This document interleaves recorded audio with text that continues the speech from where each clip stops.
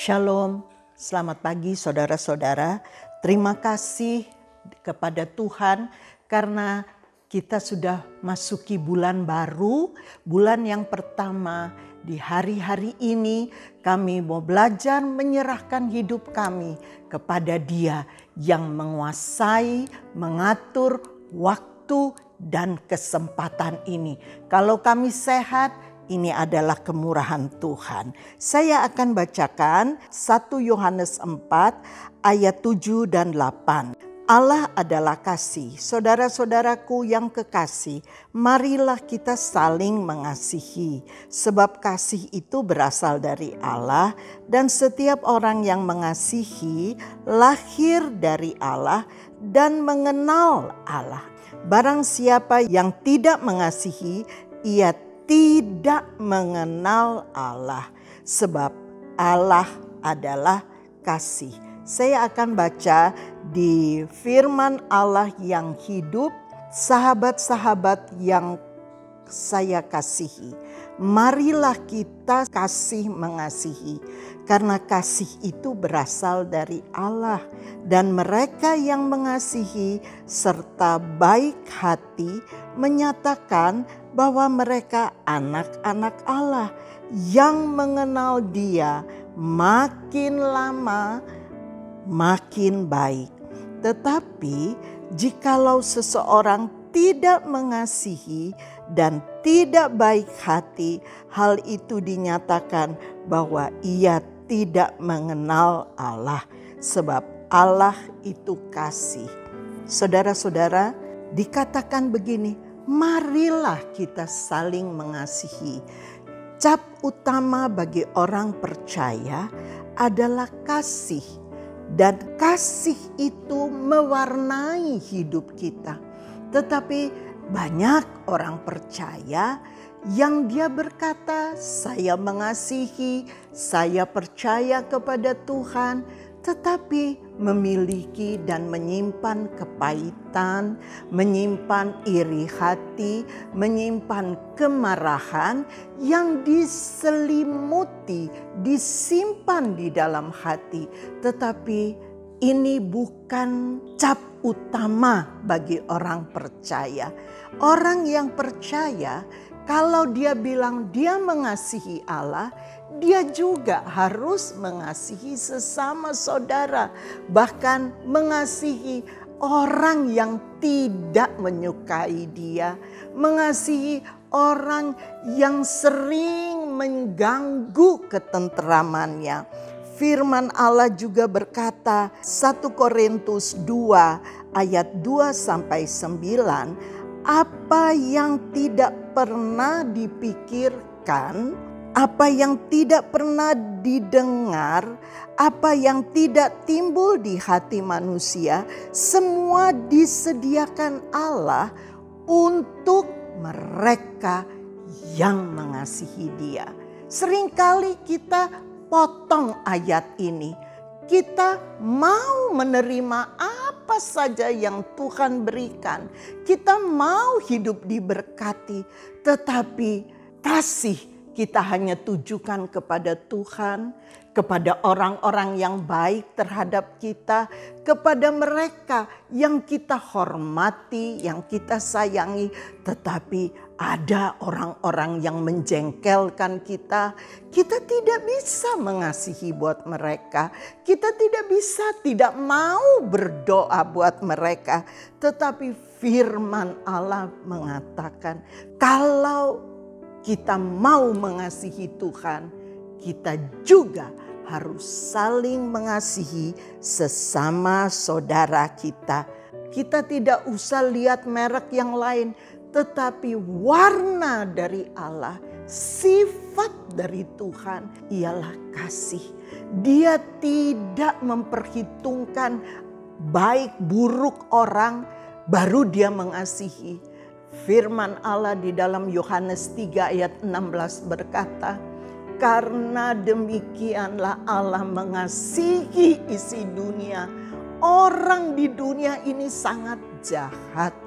Tetapi Allah begitu mengasihi sehingga Dia karuniakan anaknya yang tunggal untuk turun ke dunia, menjadi manusia, menjadi sama seperti kita. Dan untuk keselamatan manusia yang belum bertobat, Dia menyediakan darah penebusan oleh Juru Selamat. Juru Selamat Tuhan Yesus mati di kayu salib karena dosa-dosa kita. Dia tidak perhitungkan apa itu orang baik, apa itu orang jahat, tetapi Dia mengasihi kita. Saya menemukan kata-kata yang saya sangat diberkati. Kasih Allah memampukan kita melewati kepedihan dan mengubahnya menjadi damai, sukacita, dan sejahtera. Kalau kita menyimpan kasih dan kita berkata bahwa kita mengasihi Tuhan, kasih itu akan mengubah kepahitan, kasih itu akan mengubah segala penderitaan menjadi sukacita, damai sejahtera, dan mengubah untuk kita berdamai. Memang tidak mudah mengasihi orang yang menyakiti kita. Memang tidak mudah mengasihi orang-orang yang ada, mungkin tetangga, mungkin keluarga yang selalu menjengkelkan kita. Tetapi mari kita berdoa, Tuhan, kasih-Mu masuk di dalam hati kami dan kasih-Mu membuat kita bisa mengasihi mereka. Yesus adalah sumber kehidupan kita. Jangan batasi kekuatan Tuhan Yesus dengan pikiran kita, dengan akal kita. Dia bukan manusia, Dia adalah Allah. Dia mampu melakukan apa yang manusia tidak bisa lakukan. Kalau kita datang kepadanya dan melekatkan hidup kita kepadanya, bukan dosa kita menularkan kekudusan Yesus, tetapi kekudusan kasih kuasanya menular kepada kita. Sebab itu biarlah kita mau kenal Dia dengan sungguh-sungguh. Hosea 6 ayat 3, marilah kita berusaha untuk sungguh-sungguh mengenal Tuhan.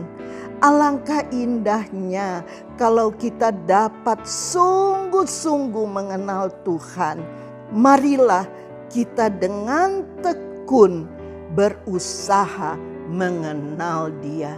Kita tidak mungkin dapat mengenal Tuhan kalau kita tidak mempunyai kasih.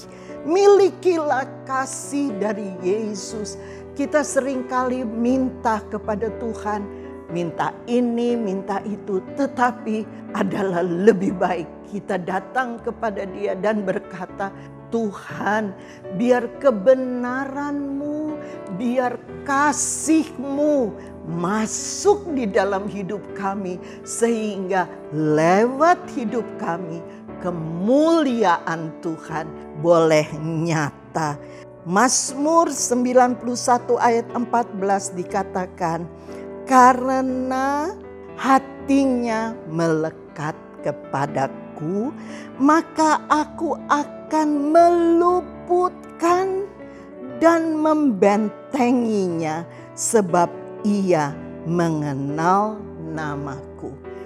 Banyak hal yang bisa kita terima dari Tuhan tanpa kita memohon, kalau kita mau duduk dekat kepada Tuhan. Kalau kita mau melekat kepada Tuhan. Saya punya anjing. Anjing saya kalau saya duduk, dia senang datang di kaki saya. Dan dia tidur di kaki saya. Kalau saya masuk ke kamar, bahkan ke kamar mandi, dia ingin mau ikut ke dalam. Karena dia mau duduk di bawah kaki saya.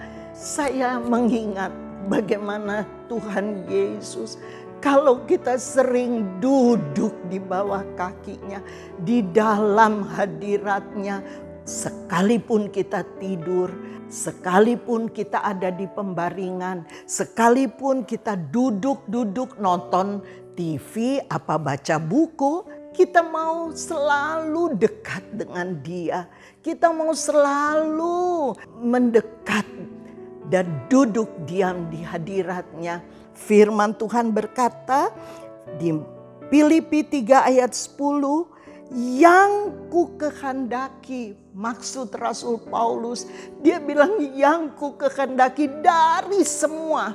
Dia tidak menghendaki barang-barang yang ada di dunia, tetapi apa yang dia bilang, yang ku kehendaki mengenal Dia dan kuasa kebangkitannya dan bersekutu dalam penderitaannya.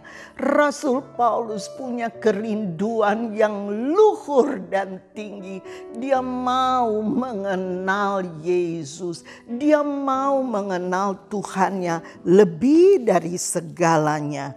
Mengakhiri ayat ini saya ingin baca juga Filipi 4 ayat 19.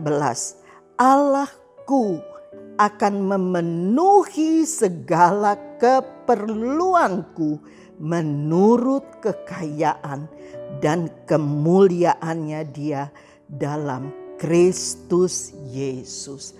Amin. Saudara-saudara, Dia tahu apa yang diperlukan kita dan Dia akan cukupi. Banyak kali kita minta yang bukan-bukan, tetapi Dia akan beri apa yang kita perlukan. Mari kita tunduk kepala. Sepanjang tahun 2022, Tuhan, kami mau mengenal Engkau lebih dan lebih lagi. Engkau segalanya bagi kami. Engkau cukup bagi kami, lebih dari semua yang kami ingin. Kami tahu di dalam Yesus ada yang kami butuhkan. Engkau tahu apa yang kami butuhkan, mulai dari anak-anak, remaja, orang muda, pria, wanita, jiwa lama atau jiwa baru. Engkau kenal kami seutuhnya. Seringkali kami tidak mengenal diri kami. Kami tidak mengenal apa yang kami inginkan. Tetapi di dalam Yesus ada semua yang kami butuhkan. Tanpa kami meminta kepadamu, Engkau mencukupi batin kami, hati kami, kekuatan kami, kesehatan kami, perkataan kami. Engkau kontrol supaya lewat hidup kami orang percaya nama Tuhan dimuliakan. Terima kasih Tuhan, biar sepanjang tahun ini kami tidak berbuat dan berjalan menurut kemauan kami, tetapi kami senantiasa mengenal Engkau, lebih dekat kepadamu dan berpaut hanya kepadamu. Terima kasih Bapa, segala puji syukur kami kembalikan kepadamu. Engkau berdaulat penuh atas hidup kami, atas kehendak kami, atas masa depan kami. Kami mau berjalan bersama Tuhan Yesus Kristus. Terima kasih Tuhan. Biar kiranya firman ini memenuhi hati kami dan menjadi pedoman bagi kami. Dalam nama Tuhan Yesus Kristus kami sudah berdoa dan alaskan doa kami. Amin.